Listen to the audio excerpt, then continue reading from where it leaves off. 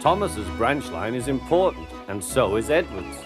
But their track and bridges are not so strong as those on the main line. The Fat Controller does not allow the heavier mainline engines like Gordon to run on them. But one day, the way Gordon was talking, you would have thought the Fat Controller had given this order for quite another reason. "It's not fair," grumbled Gordon. "What isn't fair?" asked Edward. "Letting branch line diesels pull main line trains." "Never mind, Gordon. I'm sure Boko will let you pull his truck sometime." Gordon spluttered. "I won't pull Boko's dirty trucks. I won't run on branch lines." "Why not? Would be a nice change." "The Fat Controller would never approve," huffed Gordon. "Branch lines are vulgar." Gordon puffed away. Edward chuckled and followed him to the station. Every evening, the two engines pull two fast trains from the station. Gordon always leaves first with an express for the main line. Edward follows 5 minutes later with his train for the branch line.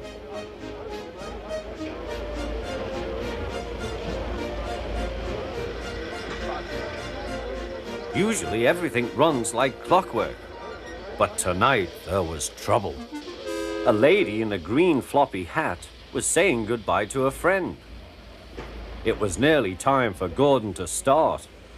The fireman looked back towards the guard's van and saw something green waving. "Right away, mate." He thought the guard had waved his flag.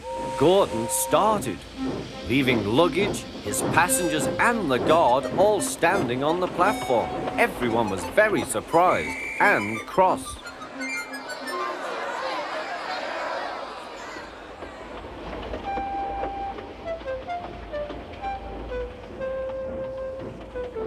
To make matters worse, by the time Gordon had been stopped and brought back, Edward was already late with his train. So now he set off first. But the signalman at the junction wasn't told about the change. By mistake, he sent Edward along the main line.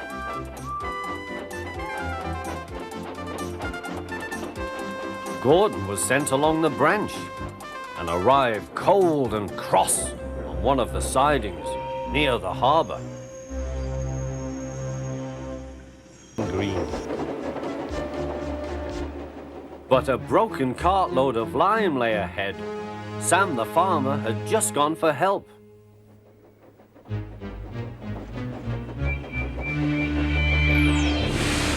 Percy broke the cart to smithereens. Lime flew everywhere. He puffed quickly to the nearest signal box. Percy's driver explained what had happened. "I'll see to it," said the signalman, "but you'd better clean Percy, or people will think he's a ghost." Percy chuckled. "Do let's pretend I'm a ghost and scare Thomas. That'll teach him to say I'm a silly little engine." Toby promised to help.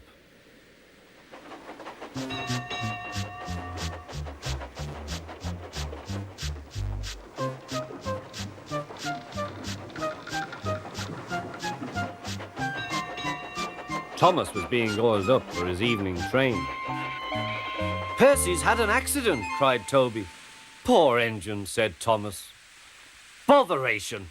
That means I'll be late. They've cleared the line for you, but there's something worse. Out with it, Toby. I can't wait all evening. I've just seen something," said Toby. "It looked like Percy's ghost. It said it was coming here to warn us." "Huh! Who cares? Don't be frightened, Toby. I'll take care of you."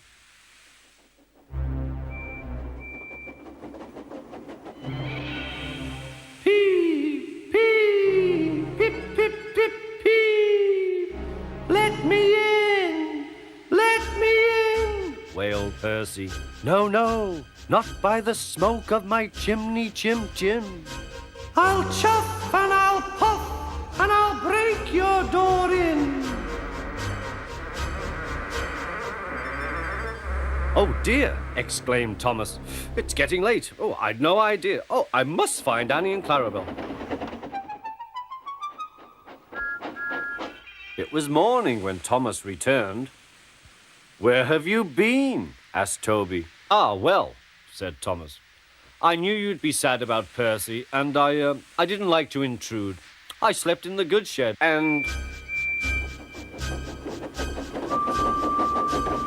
Oh, sorry, can't stop. Got to see a coach about to train.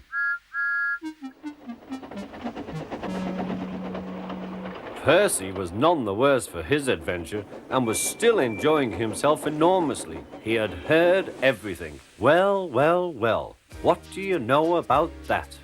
Anyone would think, chuckled Toby, that our Thomas had just seen a ghost.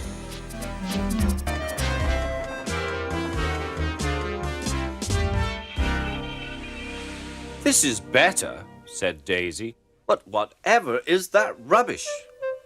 The rubbish turned out to be Annie, Clarabel, and Henrietta, who were most offended. We won't stay here to be insulted, they fumed. Percy and Toby had to take them away and spend half the night soothing their hurt feelings.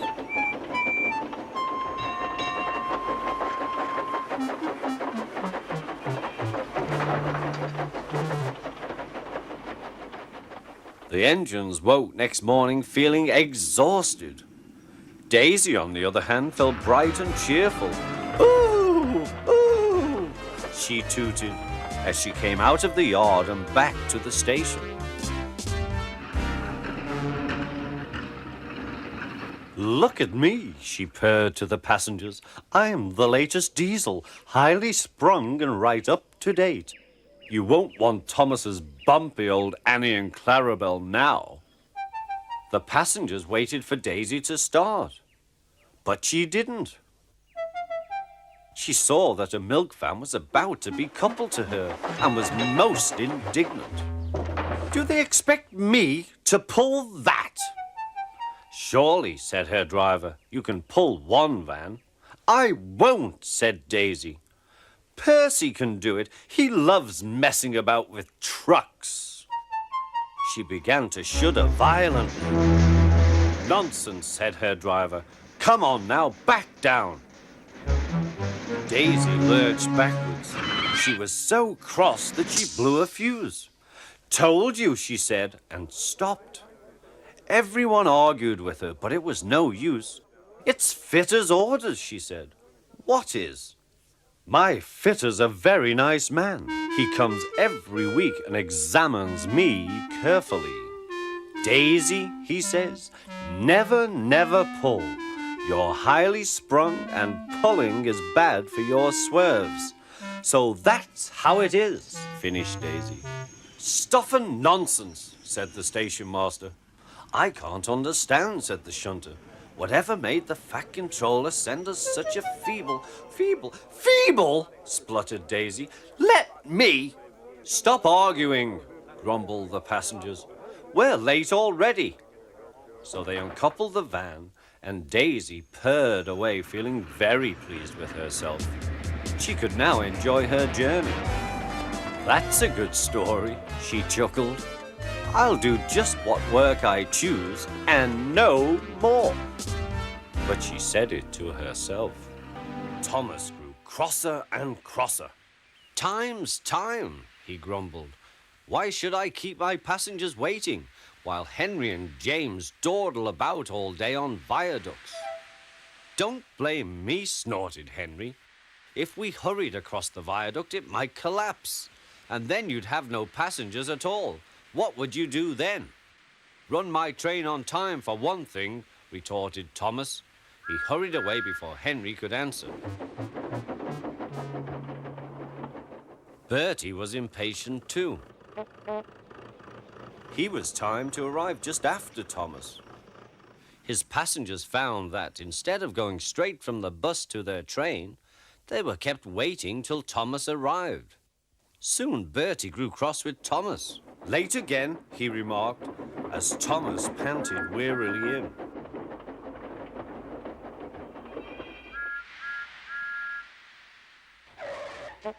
We may be friends, but I thought you could go fast, Thomas. It's time we had another race. I reckon I could beat you now.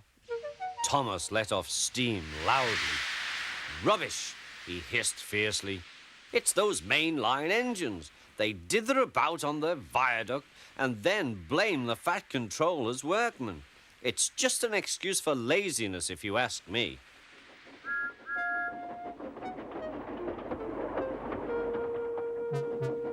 One day, James was later than ever at the junction. I'm sorry, Thomas, he puffed. I was held up at the station and the viaduct made it worse. It's lucky for you I'm a guaranteed connection, grumbled Thomas. Before James could answer, he puffed importantly away. Come along, he panted to the coaches. Annie and Clarabel did their best, but Thomas soon found that he couldn't save much time.